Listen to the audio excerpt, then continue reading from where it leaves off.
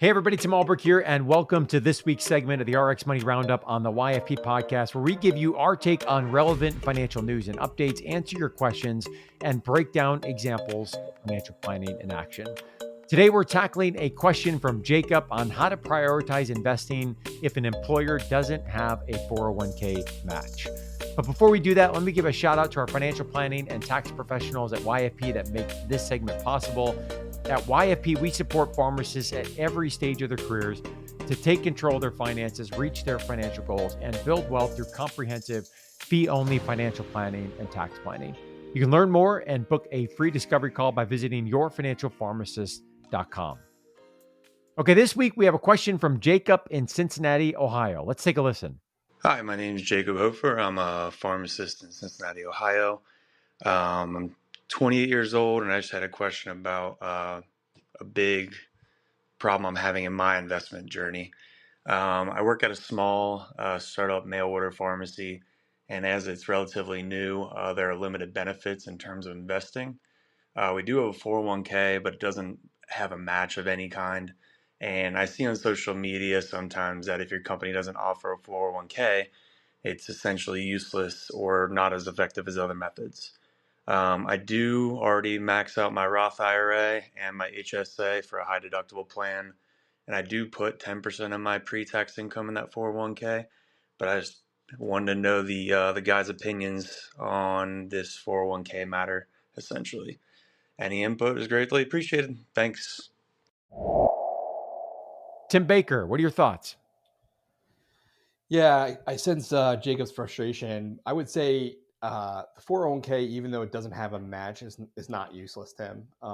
It's still a viable bucket to be used for the purpose of saving for retirement. And this is probably not what Jacob wants to hear, but it's relative, right? We work with a lot of people that don't have access to a 401k at all, and that can make things a little bit more challenging to set money aside for the purposes of retirement. So I would say, if we talk about the priority here, I think the thing that cuts deepest is like you're kind of not in that party of, hey, this is free money, get the match, and go from there. So I think if I look at Jacob, he's 28. He's contributing 10% into pre-tax. He's maxing out his Roth IRA at 7,000. HSA, I think he said he's maxing that out. So those are like three good buckets that he's putting money into. I would say that the 401k, even though there's not a match there, is probably one of the better vehicles to save for retirement, just because unlike a Roth and typically an HSA, you kind of have to do that, after you get paid, right? So money gets into your check-in, and not sometimes the HSAs are set up, they can come out sour withdrawal, but the 401k is brilliant because even before it hits your checking account, you've diverted that 10% or whatever to that 401k. It's invested automatically and you're good. So for a lot of people, the biggest source of wealth in their on their balance sheet is going to be their 401k, their retirement plan. And I use this synonymously with TSP 403b, but also their house, because we're paying that mortgage off. It's typically rising in value.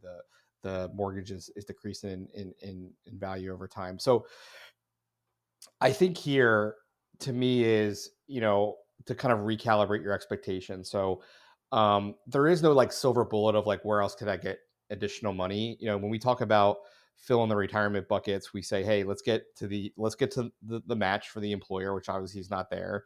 Then let's look at things like IRAs and HSAs, which you are doing, and then let's go back to the employer plan, the 401k, to get that to the max level of 23,000. So, and then from there, once we max that out, I would look at a taxable account, Tim. So in Jacob's case, we're maxing out the HSA and the IRA. We're probably not matching out the pre-tax account or the 401k. So I would probably, start working towards that, even though we don't get a match. And then I would start the taxable account. We talk about building the retirement paycheck. You typically want three sources. You want a pre-tax, which is your traditional 401k. You want a after tax, which is the Roth, and then you want a taxable account, which is what a brokerage account would be for. But So that's kind of my take, Tim. I think Yeah.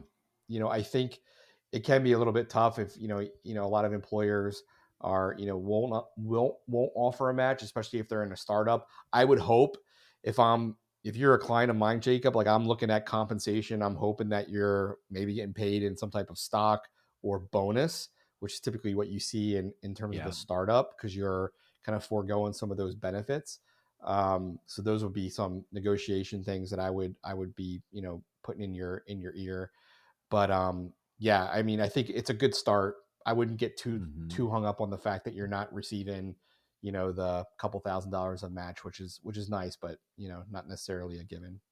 Good reminder though, Tim, on total compensation, right? Kind of what you're Yeah, getting there too. So if you work for someone that doesn't have a 401k or isn't offering a match, and we're only looking at salary as a line item, is there some leverage there from a negotiation standpoint? I too just want to echo what you said. I mean, credit to Jacob. He's done a great job, right? Putting some money in these buckets. He's early. He's got a long runway in front of him. Obviously, is thinking strategically about what else he can do.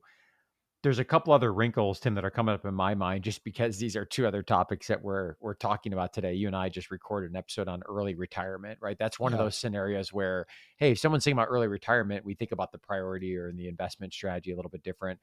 The other thought that's coming up is we just did a student loan webinar. And so I was thinking about like, hey, does Jacob have student loans, and might he be pursuing something like a forgiveness pathway? And does that change the calculus on how we prioritize buckets? So two of many other reminders that we could talk about where, we can't look at this in a bucket, right? yeah. And I think the other thing that I think you had mentioned earlier was even like vesting schedules. Yeah, that's right. Sometimes like if you're working for an employer, sometimes they'll say, hey, we'll match, but the golden handcuffs are like, for that to vest, meaning for it to turn from, it still shows money in your account, but if you leave before you're vested, basically you leave that money behind, so the Hmm. employer reclaims those dollars. So a match can be great, but if you're in a startup environment and maybe you're changing jobs or things like that, you might not, even if they have a match, you might not be Yeah.